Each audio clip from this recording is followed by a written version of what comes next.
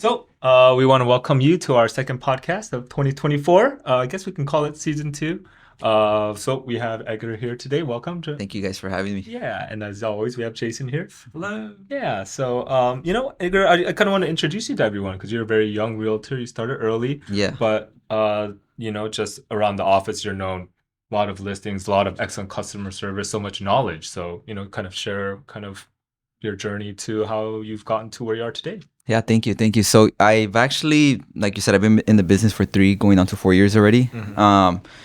A lot of my business right now it's pretty much just coming from cold calling, and it started becoming referral basis as well. Yeah. Just from circle of influence and stuff like that. So that's kind of where I've been going. But a lot of my biggest thing is always trying to make it as easy as possible for all the clients, just because a lot of people always think buying or selling a house is probably a really hard experience, but making that easy for them is always going to be a game changer for them. Yeah, yeah. I remember you sharing a story about I think it was a buyer, I think it was a seller who had reservations about, they're like, "Oh, Edgar, you're so young." But Yeah. at the conclusion of that transaction, why don't you tell us a little bit about that? Yeah, that review is actually on my Zillow profile. If you go, it's pretty Yeah. funny. But so it took me like a year to convert that lead in regards to even be able to sit down with her. And Gain her trust, yeah, right? to even get her trust. So we spoke on the phone throughout the year, maybe like I would say every 2 months. And then she finally ended up saying, "Okay, you know what? That's fine. Come to my house and we'll meet." And as soon as I got there, she was kind of like, "Is this Edgar? Are you sure?" Because I look kind of young, right? Yeah. And then she was like, "Okay, come on in." So I sat down with her. We started talking. And she was questioning everything. I mean, like, what is this? What is that? I think she was just trying to test if I knew what I was talking about. And point is, it took like 3 appointments because she would go over the contract and, "Hey, what's this?" She's like, "Hey, I'm going to review it. I'll give you a call back." So after like 3 appointments of meeting and her going over the contract, she ended up signing. And at the end of the transaction, she ended up telling me, "Hey, I've been through 4 different realtors, even the one that helped my son by like 12 years ago, and nobody else was able to make it happen. Like, I really appreciate you."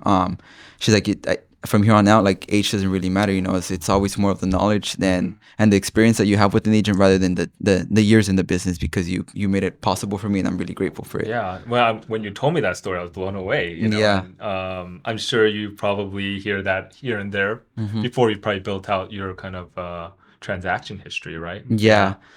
Yeah, So, the biggest thing, it's just obviously being very transparent with them, because that's what everybody likes. It's like what I tell everybody: you're not dealing with buying a car that's, let's just say, $40,000. It's right. probably going to be one of the most important assets of their life. So Absolutely. that's the reason why you got to be super transparent from up front. Yeah, lifelong dream. Yeah. So yeah, yeah.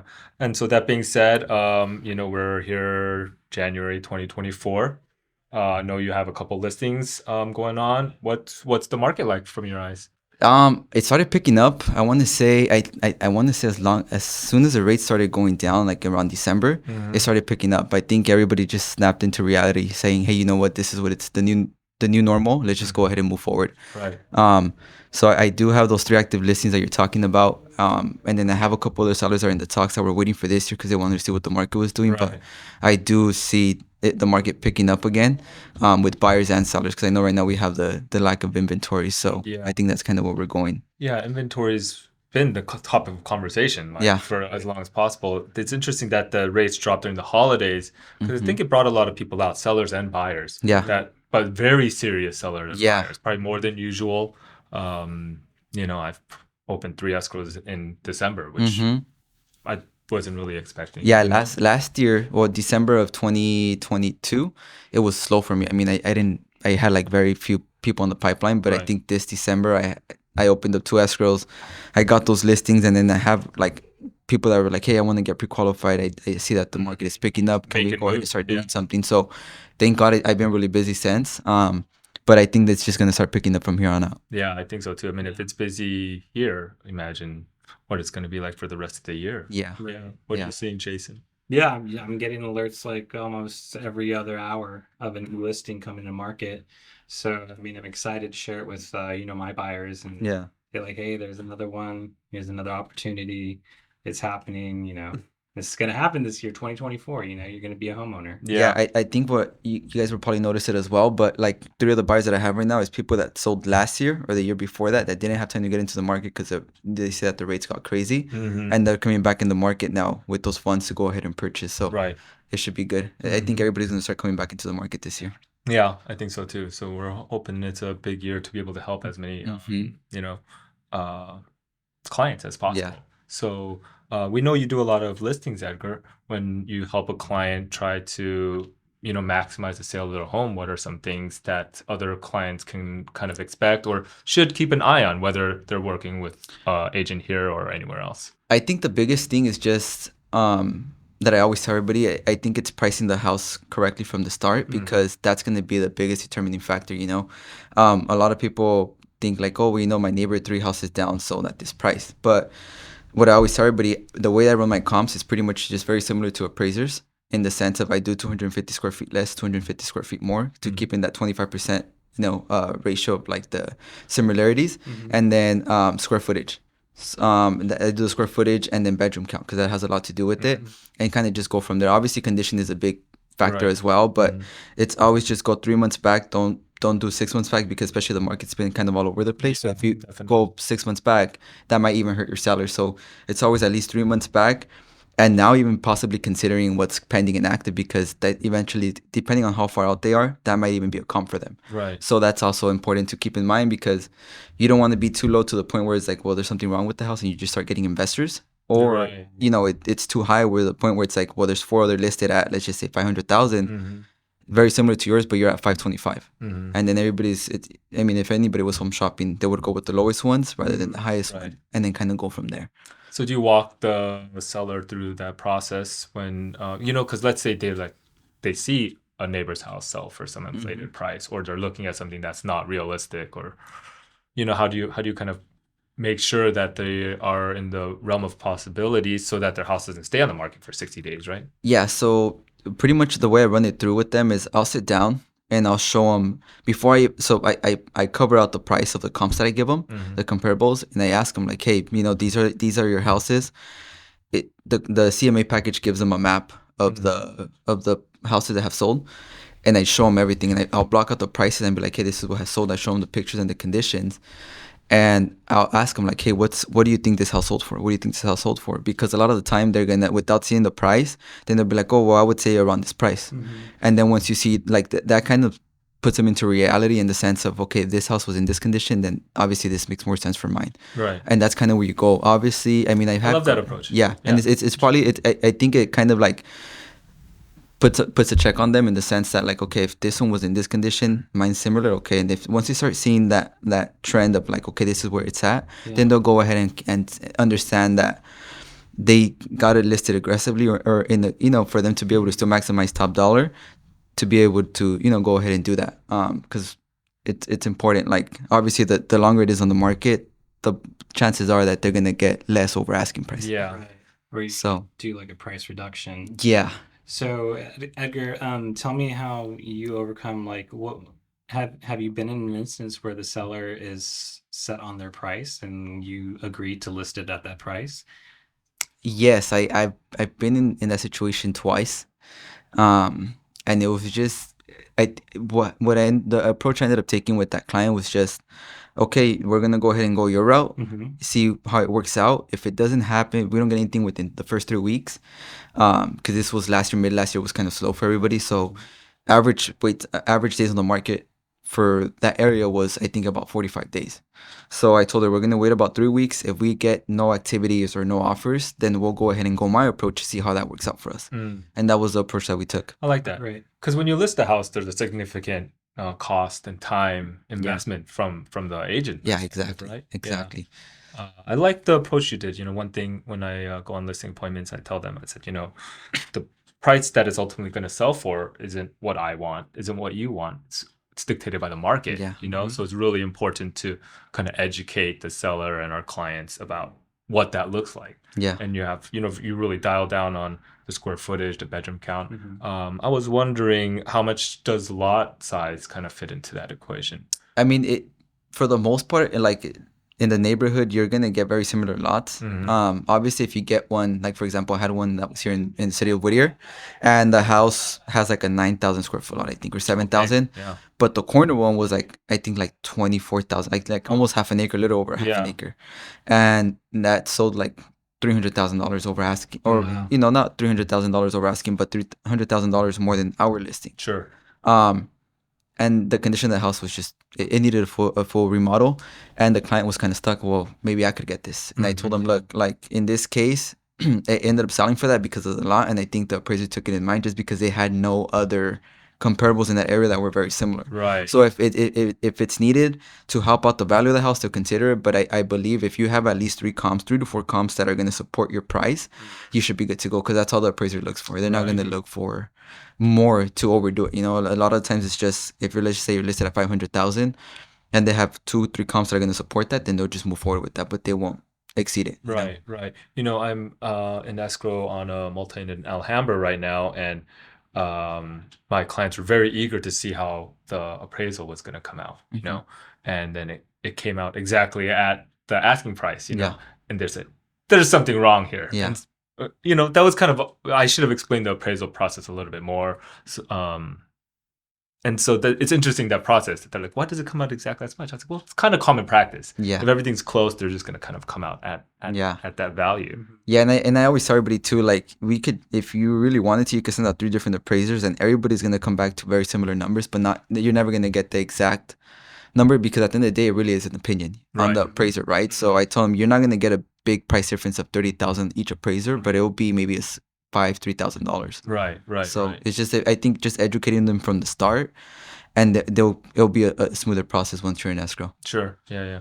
So if we have someone out there who's on the fence or been thinking about selling in 2024, they haven't talked to a realtor yet, what are some things they should keep in mind and some next steps they should be thinking about? I mean, the process does take about 3 months. And let's just say, give or take 3 months. Obviously, Which a lot of people don't know, right? A lot of people don't know, and they list their house and they're 1 month later they're gonna. Yeah, that people don't understand that it's like, okay, let's just say we meet on the beginning of the month, we give them a week to get it ready for pictures. We get the pictures, we get it back. At least let it sit on the market for a week, and then do open house Friday, Saturday, and Sunday.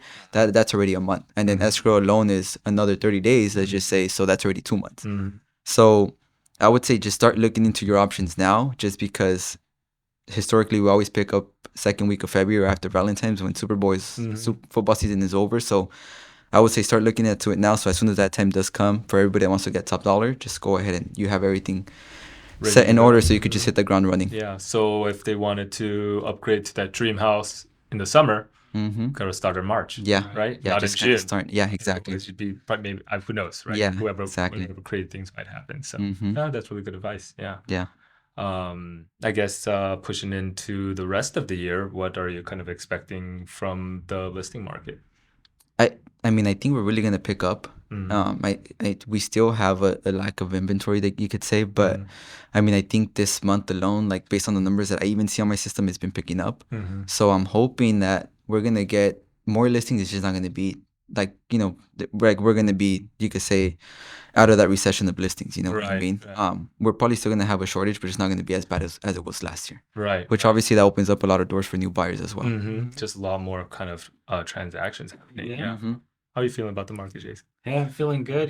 People are coming out. I've met a lot of new first-time home buyers over the weekend, so I'm excited. I'm glad we have people like Edgar listing homes and putting out the opportunity for more transactions to happen. Yeah, I mean, one thing I remember hearing from one of the lenders we work with is listing focused agents are the driver of the entire housing economy, because they're the people who educate potential sellers, and they're the people who get out there and assist with that transaction. Otherwise, there are people out there who may not know the value of their house, may not know what they're sitting on, and on the back end, you have all these first-time buyers, these families who want to move into that house that don't have anything to buy. So they're real drivers of the housing economy, you can argue, in general. So, yeah. So I would say when a realtor calls you, just be a little nice to them, and that's just kind of part of the system, right? We're out there trying to help. We're trying to educate, and so there's no other kind of shortcut except for getting out there. Yeah, talking to as many people as everybody thinks like we just all we do is just take pictures and put the property on the market and get paid a commission, you could say, but it's a lot more. They don't see like the negotiating that goes between the agents before even getting to the clients. Right. So it's a lot of that negotiating between the two agents, and then we bring it. Or you could say like we're the shield before it gets to them. So that's the reason why they're getting that professional service, so that it minimizes, you could say, their stress or their headaches of the process of selling the house. Right. I mean, I think in our industry, it's a little bit deceiving because we get paid in bulk, so it's not like an hourly thing. So a lot of people just see what you said, take the pictures, you show up for some open houses, you get a big payday, but they don't see all the work on the back end. There's a story I heard that I love to relate to real estate, where this lady, and she's at a cafe with Picasso, right? And he's drinking coffee and he scribbled something on a napkin, crumpled it up and threw it on the ground. And she goes up and says, hey, she picked it up. She's like, hey, can I have this? And he took it from her. He's like, yeah, $50,000. And she said, that took you 5 minutes to draw next to your coffee. He's like, no, this took me 30 years to draw. And when I see a lot of escrows and transactions come to a close, that's kind of what I have in mind. It's the years of practice, knowledge you've gained, and connections you built in the industry to kind of make this thing happen and culminate at the end. Yeah, that's true. Yeah, so. I like that. Yeah, right. So sometimes you have uncomfortable conversations about, commissions and what their true value is. So I think it's important to be able to communicate that to our clients as well. Yeah, and I think your track history, like even an advice for agents that, let's just say, don't have a track of closing properties. I think at the end of the day, as long as you come off confident, you know what you're talking about, and you show that to the client, I mean, they won't really matter to them, because at the end of the day, it's what you know, not who you know. Right. And as long as you're knowledgeable, that's always going to get you through the door. Yeah, I think the best part about being here at eHomes is if you do have any gaps, you're not out here faking it till you make it. Yeah. There's a whole team behind us. Yeah. There's other great agents in our office here that we're all supporting each other. Yeah, exactly. It's not like a cut, dog eat dog kind of situation here. So we have each other, we have our team leads, we have people above that, we have a whole compliance department. So whatever challenges come our way, when we speak to our clients, it's like, yeah, well, you're not just getting my knowledge, you're getting the knowledge of my office. We all work together.